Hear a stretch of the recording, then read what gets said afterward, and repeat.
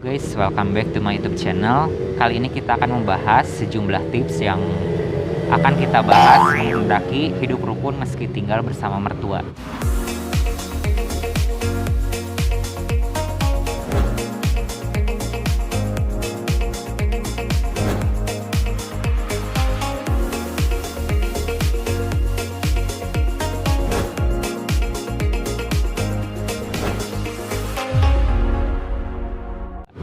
Apa kabar Anda? Kali ini bahasan kita adalah seputar rumah tangga.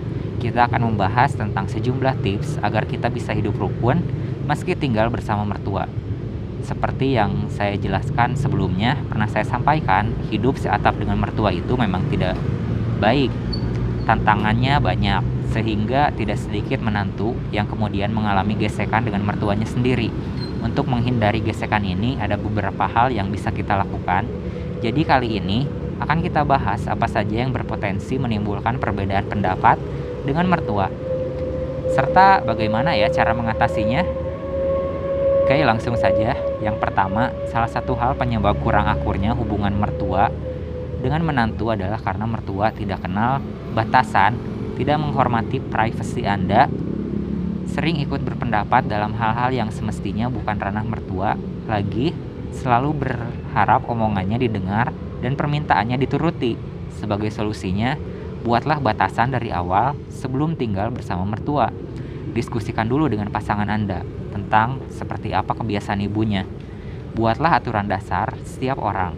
Contohnya termasuk giliran memasak, bersih-bersih, atau giliran membuang sampah. Selain itu, usahakan dalam 1 minggu ada 1 hari yang benar-benar diluangkan waktu berdua untuk pasangan Anda. Jadi ada jeda, agar seorang istri tidak merasa terperangkap dalam kewajiban rumah tangganya sendiri yang tidak ada habisnya. Sedangkan jika masalah utamanya adalah karena terlanggarnya privasi Anda, maka lebih baik sekalipun tinggal bersama mertua Anda punya ruangan kecil atau tersendiri beserta dapur kecil atau area tertentu yang mertua tidak ikut serta menjangkaunya. Di satu sisi ada kemandirian, tapi tetap saling memenuhi kewajiban masing-masing. Nah, kemudian untuk persoalan yang kedua, yang juga sering menjadikan perbedaan pendapat dengan mertua adalah soal hak mengasuh anak. Sebagian mertua masih memiliki pandangan lama dalam mengasuh anak, jadi seringkali mertua merasa bahwa Anda terlalu khawatir pada buah hati Anda. Contohnya, mertua minta tidur bersama anak Anda yang masih bayi, tapi semalam anak Anda ini dibiarkan dalam posisi tengkurap. Dari sudut pandang Anda tahu bahwa ini berbahaya, tapi mertua menganggapnya biasa saja. Contoh lain, usia anak Anda ini masih terlalu muda, seharusnya belum bisa makan nasi, tapi oleh mertua disuapi makan nasi. Nah, pikirnya hal semacam ini tidak masalah, sementara Anda tentu saja Anda keberatan. Jika kasusnya semacam ini, lebih baik Anda bersikap tegas. Tetapi dalam menuduh mertua Anda membahayakan anaknya, sampaikan saja bahwa Anda merasa tidak nyaman, sebab jika bayi ditidurkan tengkurap semalaman, akan ada resiko bahayanya. Hanya karena hal ini tidak terjadi ketika dulu mertua mengasuh pasangan Anda, bukan berarti resiko ini lantas tidak ada ya. Lanjut ke persoalan nomor ketiga, yaitu menantu kerap merasa kurang cocok karena mertuanya terlalu ikut campur. Mertuanya merasa ada kekeliruan dalam cara Anda mengurus rumah tangga. Ada kekeliruan dalam cara Anda mengasuh anak, dan tidak diminta mertua pun berusaha membenahi kekeliruan tersebut. Padahal sebenarnya tidak ada masalah, Anda masih bisa menyelesaikan semuanya sendiri, dan sama sekali tidak berharap mertua Anda melakukan hal-hal yang tertentu untuk Anda. Jika seperti ini, lebih baik sampaikan saja pada mertua bahwa ia tidak perlu khawatir, Anda siap mengurus semuanya sendiri, hal tersebut sendiri. Memang ada alasan mengapa Anda melakukan sesuatu dengan cara yang berbeda dari yang mertua Anda lakukan. Lanjut ke persoalan nomor keempat, tidak mengikuti aturan keluarga adalah wajar. Bila seorang nenek atau kakek menuruti semua permintaan anaknya atau cucunya, tapi ada kala ini menjadikan sesuatu yang tidak baik bagi Anda. Contohnya, setiap kali meminta permen, cucunya langsung diberikan dalam jumlah yang banyak. Anak beresiko sakit gigi.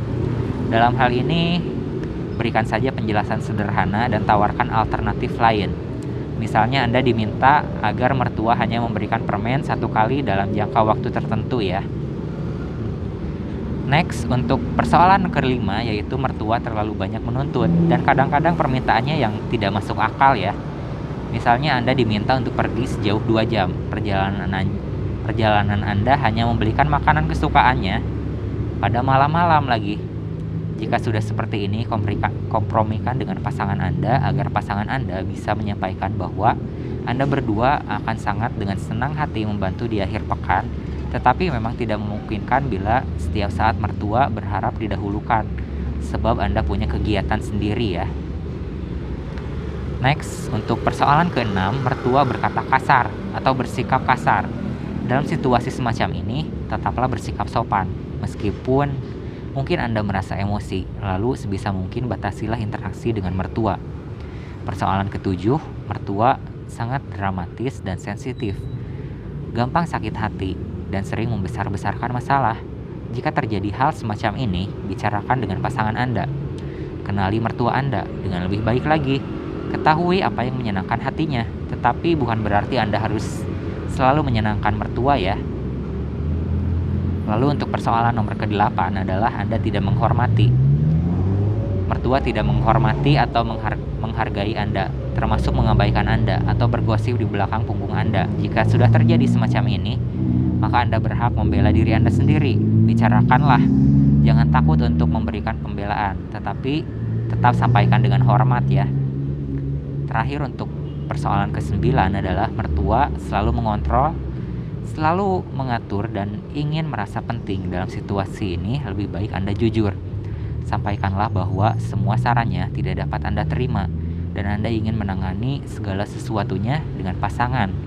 Intinya yang perlu Anda ingat bila tinggal bersama mertua adalah membuat batasan, menghindari perdebatan, meminta bantuan bila perlu, dan ada kalanya Anda perlu tahu kapan harus diam. Kurang lebihnya demikianlah tips untuk Anda yang ingin hidup rukun dengan mertua di bawah satu atap yang sama. Tetapi tentu saja akan jauh lebih bijak lagi bila kita sudah berumah tangga. Lebih baik tinggal mandiri. Akhir kata dari saya cukup sekian. Terima kasih banyak telah menyaksikan. Sampai jumpa di kesempatan selanjutnya dan salam rahayu.